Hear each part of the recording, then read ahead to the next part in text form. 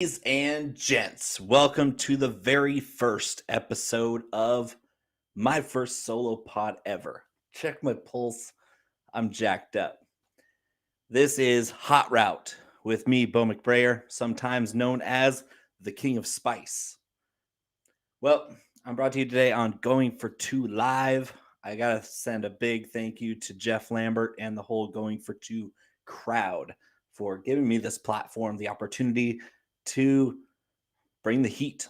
I got a lot of things to say about this incoming rookie class, and I would be remiss if we didn't start with all what everybody wants. Everybody wants to know how to feel about the quarterbacks that are coming into the NFL this season.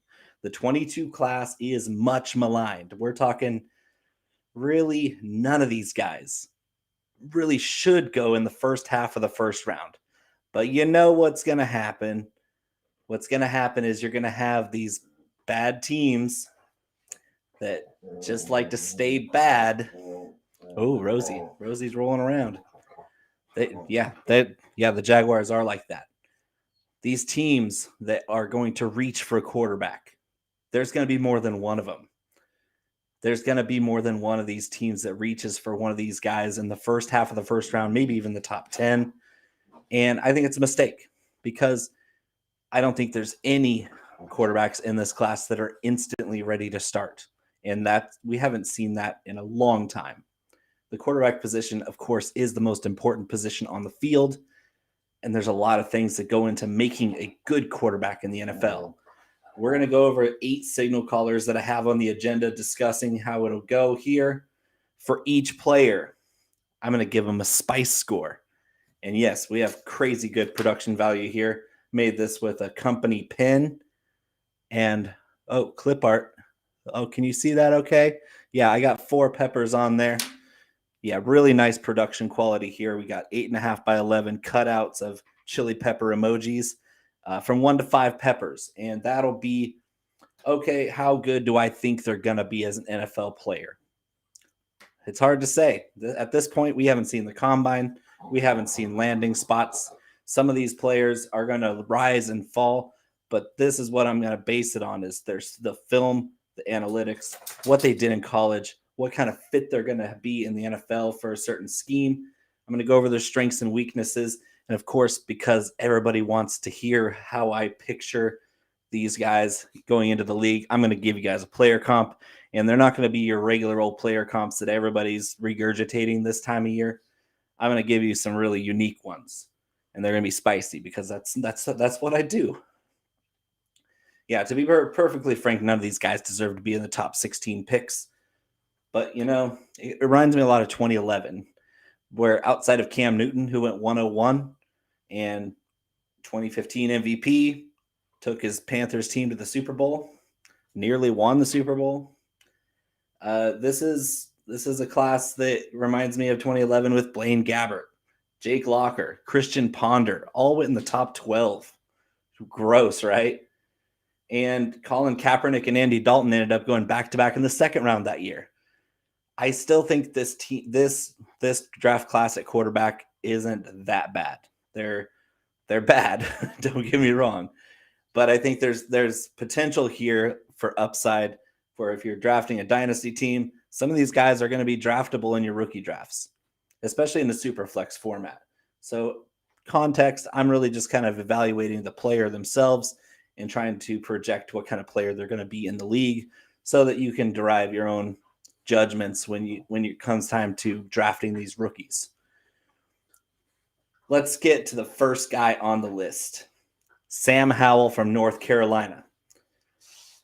I had a lot of trouble with this one because I like Sam Howell, but I don't love Sam Howell. I loved what he did in 2020 with all the weaponry he had. We had Michael Carter, my guy Javonte Williams, his wide receivers Daz Newsome, and De'Ami Brown. He put up some good numbers in 2020. 2021, not so much in the numbers department, but he made strides. And I'm going to give him 4 peppers. It's hard to see. Yeah, 4 peppers out of 5. I think he's going to be a pretty decent pro. Strengths, gorgeous deep ball from the pocket. This guy's got touch, timing. He places the ball down the field really well. I love the way he throws the ball down the field. He leads his receivers into big plays. So where you see a lot of these NFL quarterbacks, they'll throw the deep ball and the wide receiver has to slow down because the ball doesn't get enough air underneath it. Doesn't lead his receivers to the end zone. I think Sam Howell's the kind of guy that can make those big throws.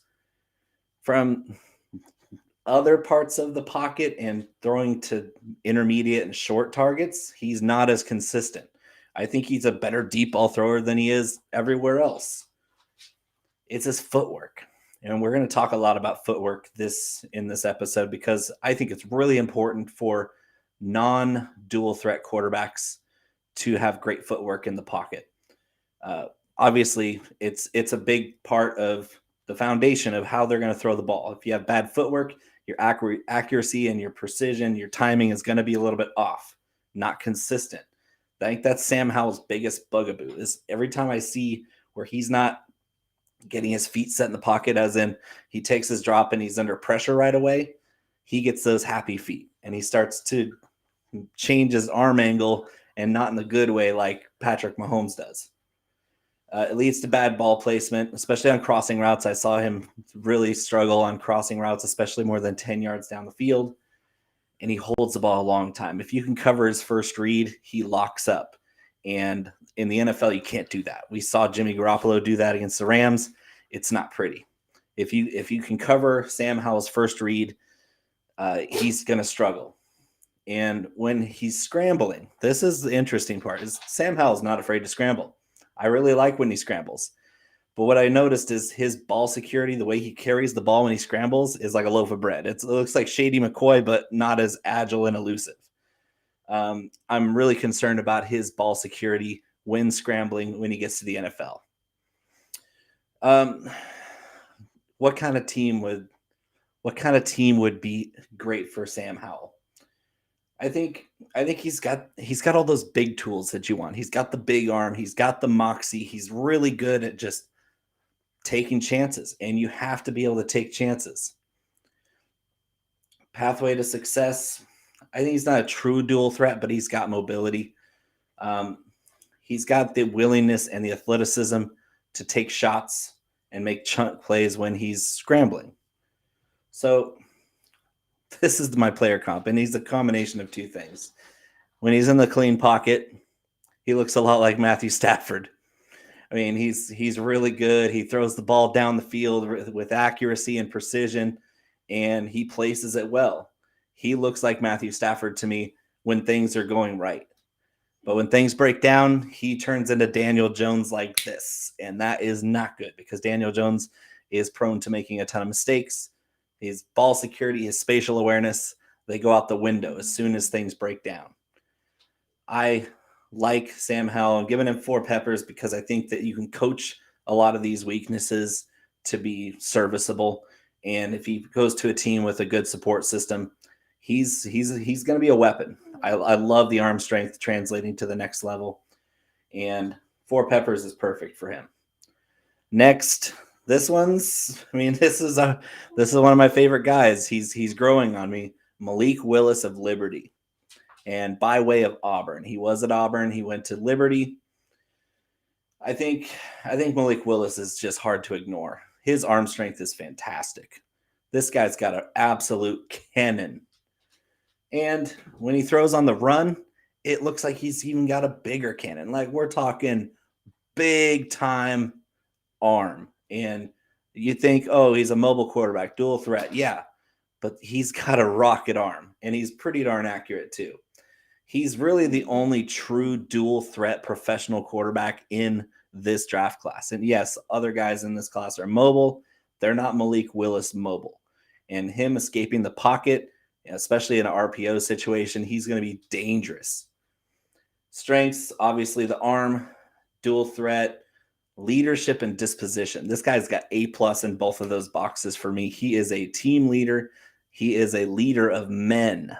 I love Malik Willis's makeup. This guy is just a field general. He reminds me a lot of Peyton Manning in that respect, where he commands respect just by taking the field. Putting on a uniform, Malik Willis has the command of the offense. When he's right, and we saw this all over the tape, when he's right, Malik Willis is a big play waiting to happen. His weaknesses, I'm just nitpicking here, but he's got to improve his pocket presence. The awareness of when the rush is getting there, when it's not getting there, being able to diagnose pre-snap and make adjustments to his protection, and his tight window throws. He's not afraid to take those tight window throws, but they're not really consistent at this point. He didn't face a ton of competition at Liberty, and so he's going to have a learning curve for sure. But pre-snap recognition, decision-making, they need development. I don't see Malik Willis as a first-year starter, but if he's thrown in there with a nice, tight RPO scheme, he could do really well from first half or second half of the first season. I love him as part of like a Pittsburgh Steelers or Washington football team, where they're going to give him a lot of support.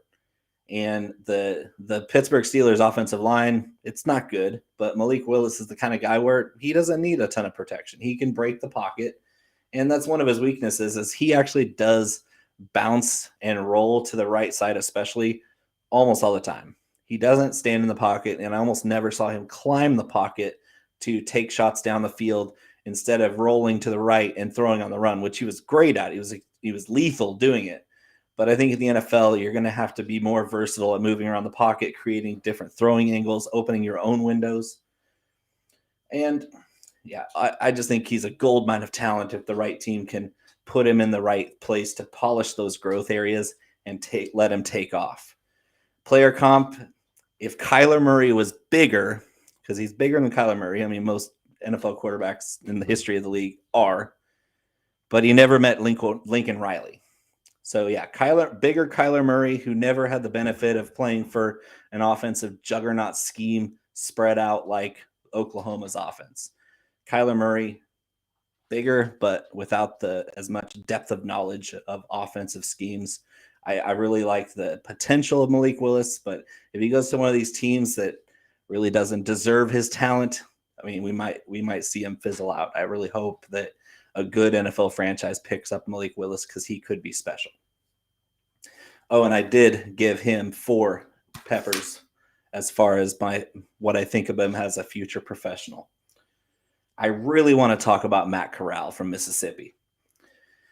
You know, Matt Corral used to be my favorite guy, but ever since the last half of the regular season for college, I had to drop him down to 3 peppers. 3 peppers for Matt Corral. This guy is tough as nails. Tough as nails. Hyper competitive. This guy does not want to lose ever. He doesn't want to come out of the game. He's the gamer. He's the guy you want on your side of the battlefield.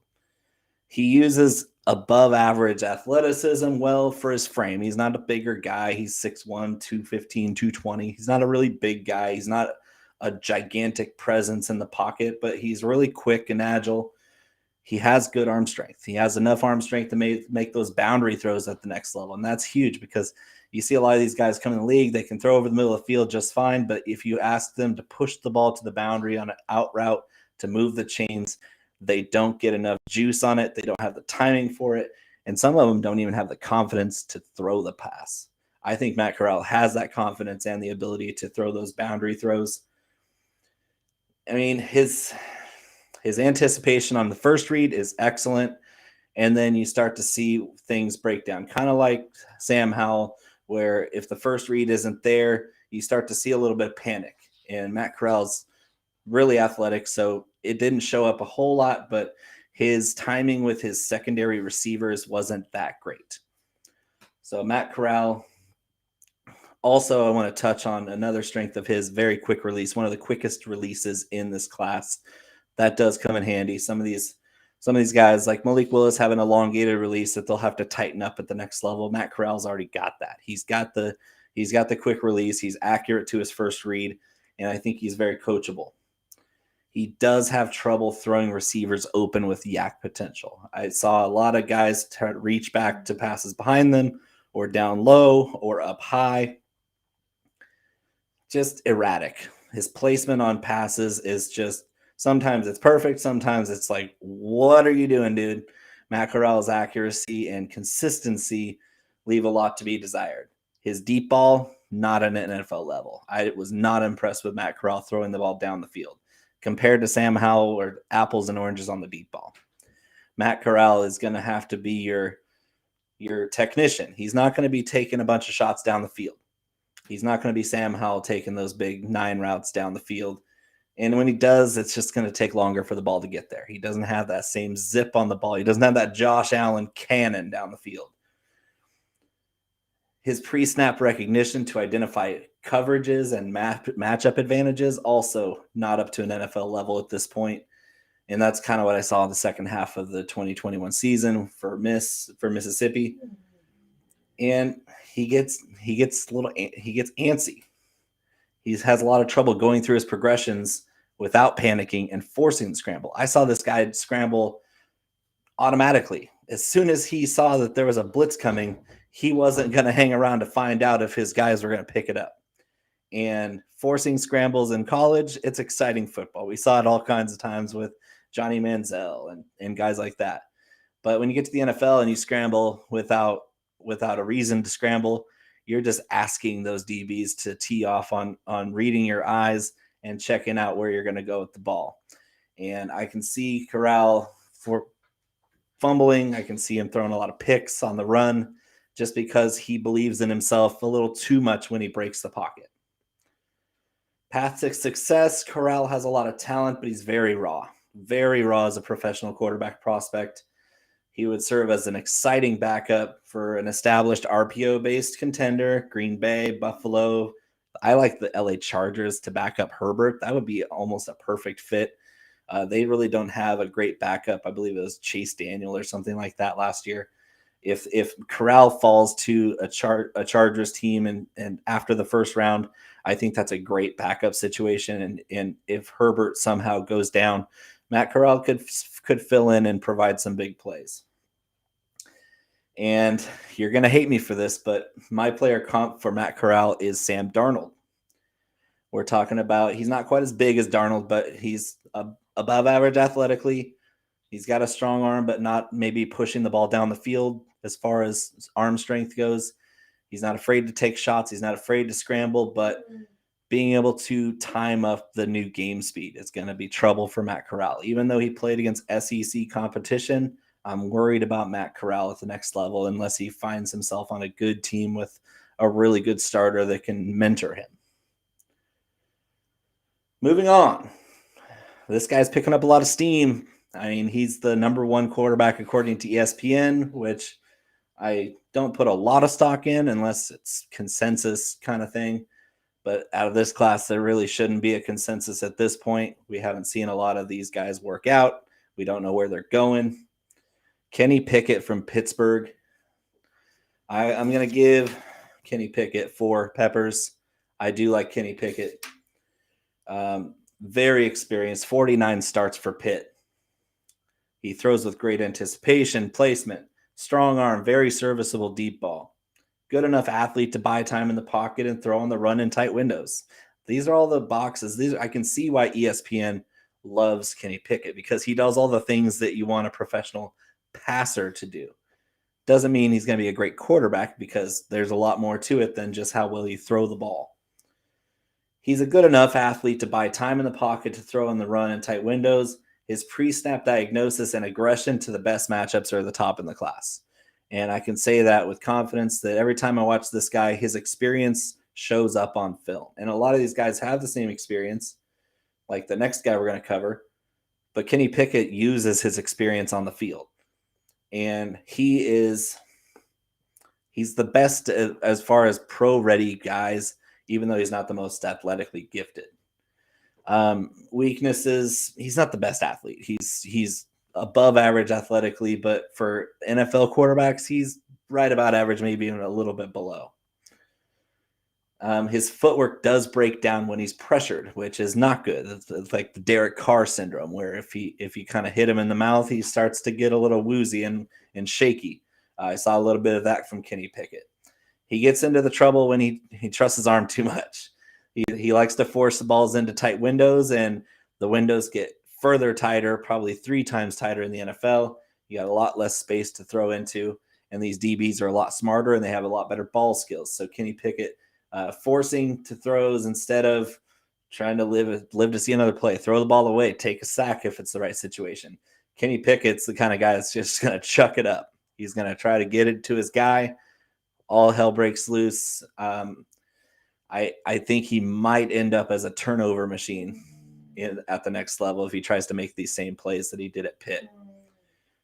He's a true pro-style quarterback. He does have mobility, but I think what's going to really suit Kenny Pickett well is if he goes to a team with a lot of good wide receivers to make him look good. If he's got good weaponry around him, the way he throws the ball, the way he picks up on coverages and anticipates what's going to be the best matchup pre-snap, he could be a really long-time starter in the league.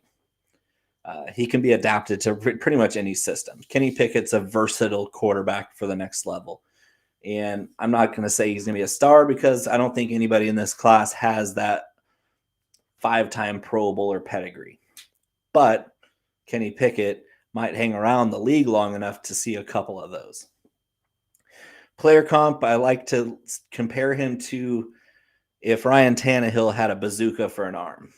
That's my comp. Ryan Tannehill, bless his heart, doesn't have a very strong arm. He was a wide receiver at Texas A&M. You can't expect him to. But if Ryan Tannehill had a really strong arm, Kenny Pickett would be the guy. That's my comp for him. Moving on again to the most controversial quarterback of this class, and it might be the most controversial quarterback prospect in years.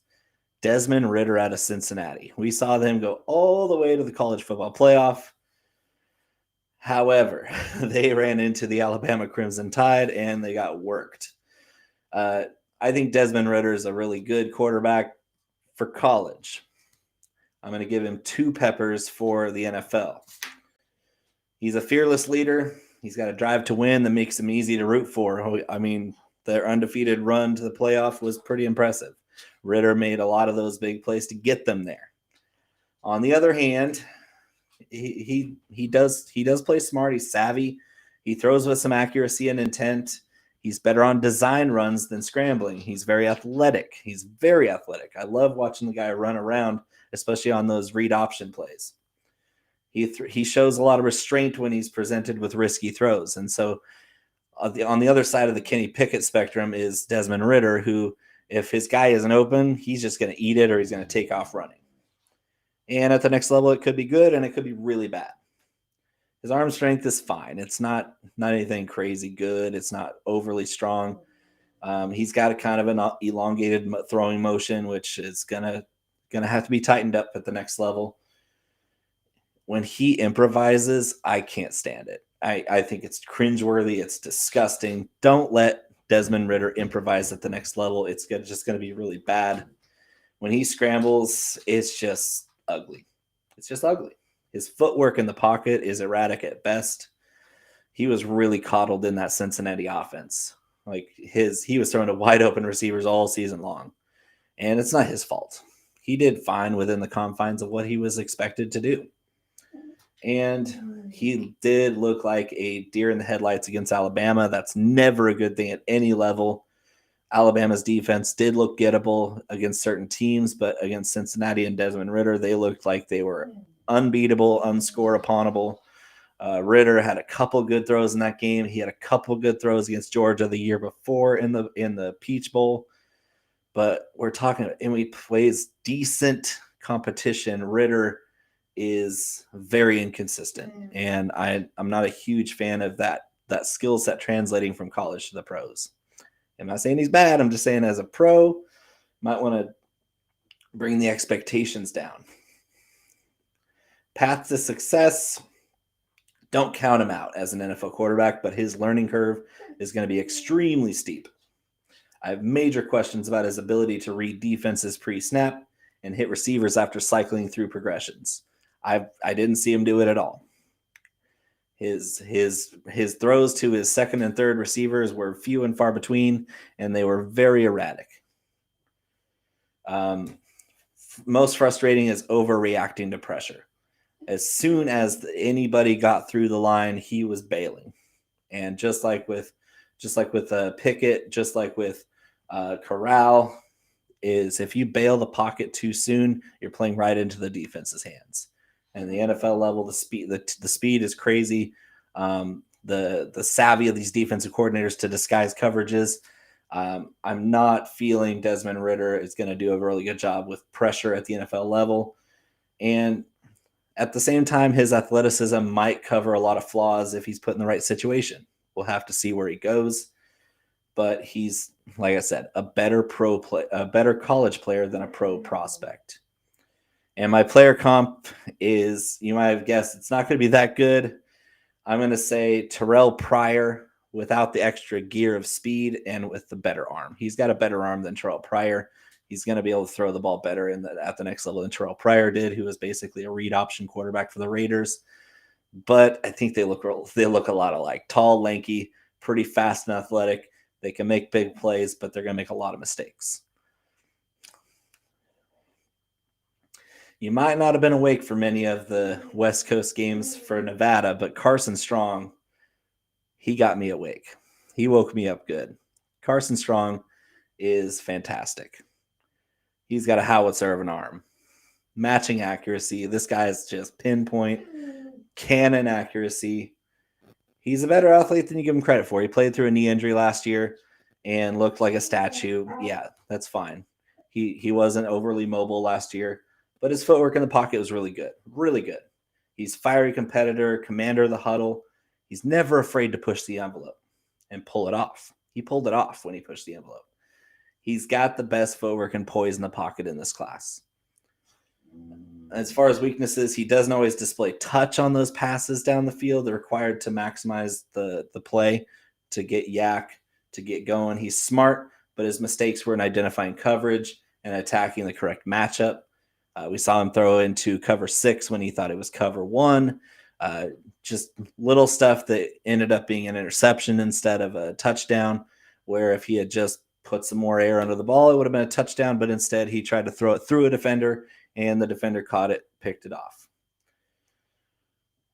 He's not going to offer much in the way of keeping the defense honest with his legs. It's just he's not mobile, but he's going to be able to maneuver the pocket. He reminded me a lot of Tom Brady in that respect. I mean, I'm not saying he's the GOAT.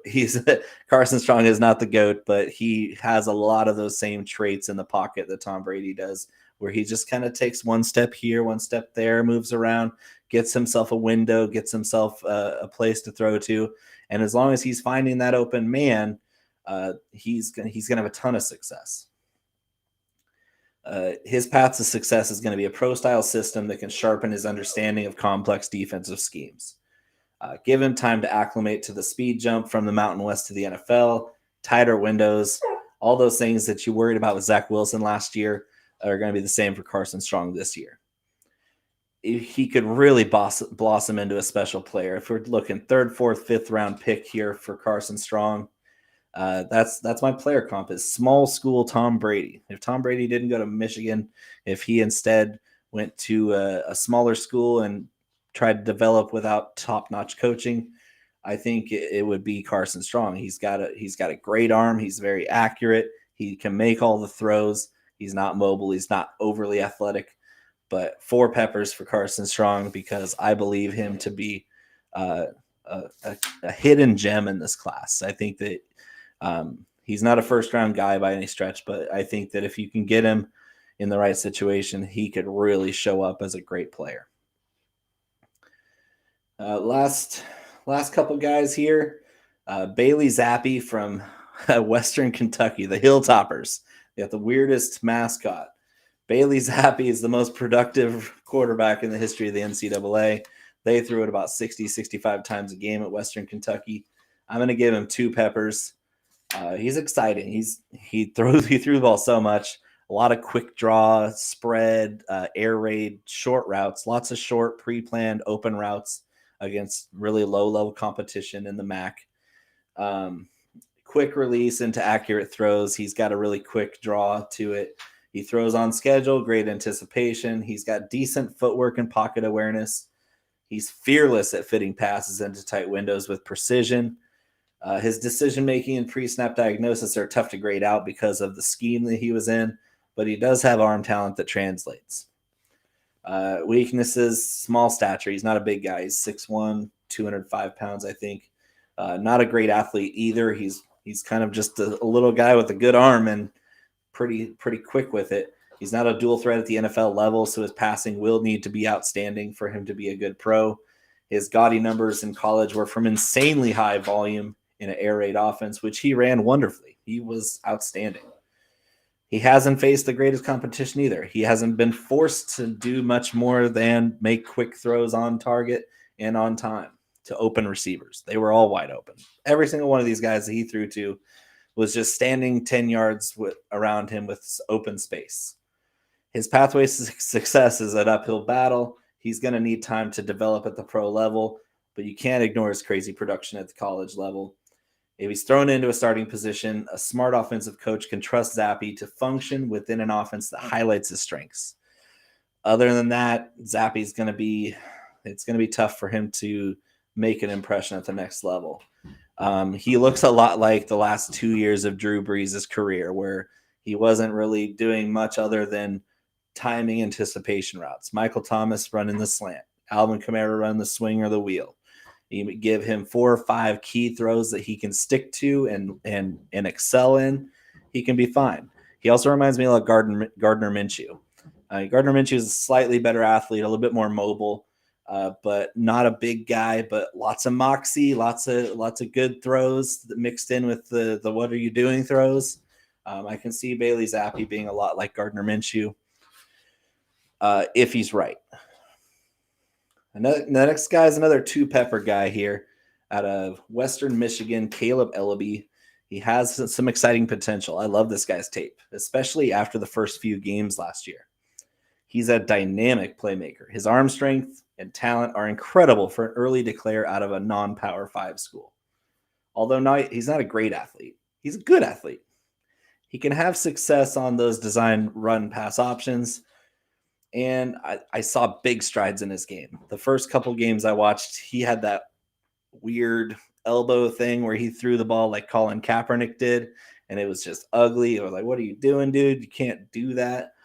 But as I watched the season progress, his form got tighter. His throwing motion got better, and I was really impressed because the results started playing out. He started making more accurate throws consistently. And that adjustment made all the difference in the world of him taking Western Michigan to a bowl game and scoring a ton of points in the MAC. I mean, tons of points scored. And he scored a lot on the ground. He scored a lot on deep balls. He's got a good arm. I love the guy's arm. Weaknesses, he's not that big. He looks bigger on tape. I was thinking, oh, this guy looks a lot like Kaepernick. He's probably 6'4", 225. Nope, this guy's 6'2", 220. He's not the biggest guy, but he plays bigger than his frame, and I like that, but he's not undersized. He's just, I think he might get overmatched by NFL athletes because he comes from the MAC, and where he's not, he might still be the biggest guy on the field in the MAC, but in the NFL, those guys are going to eat him up. He didn't play the toughest array of defenses in the MAC either. He was throwing to a lot of open receivers like Zappy was. It's going to take time for Ellaby to develop into a new game speed, and his footwork in the pocket and his poise under pressure leave a lot to be desired. We're talking pretty much non-existent. Going to have to start from scratch there. If he can be a valuable backup in the NFL. I don't think he's going to be a great starter at any point, but he won't be terrible if he's thrown into action. I just don't see him taking that next step. He can really sling it. He's got great touch and anticipation. So an offense with verticality to it, like Las Vegas Raiders, continuity, he can unleash he's got lots of upside. If you can coach him up to kind of shore up some of these weak spots, he could be a diamond in the rough. Reminds me a lot of Case Keenum. Small school. Case Keenum went to Houston. Didn't play a great competition, but lots of college production. Makes big throws, and as a backup, Case Keenum has been great. And remember, he was a starter for the Vikings when they had the Minneapolis Miracle.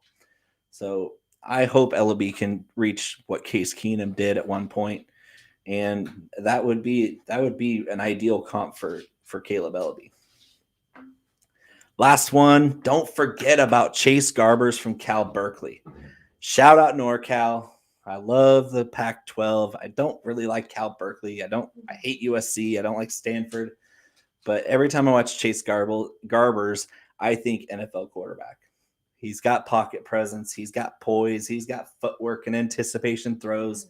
He's a smart player. You don't go to Cal Berkeley, even on an athletic scholarship, unless you're smart. And he's an outstanding decision maker. His arm strength is above average. Great touch on vertical throws. Checking all the boxes. He's not afraid to push the ball to the boundary. I love that about an NFL prospect at quarterback. And he's a better athlete than you think. 450 rushing yards in 21. And in college, if you remember, the sacks count as negative rushing yards. He still had 450 rushing yards, 2 rushing touchdowns in the season. And he's got tons of experience. 4-year starter at Cal.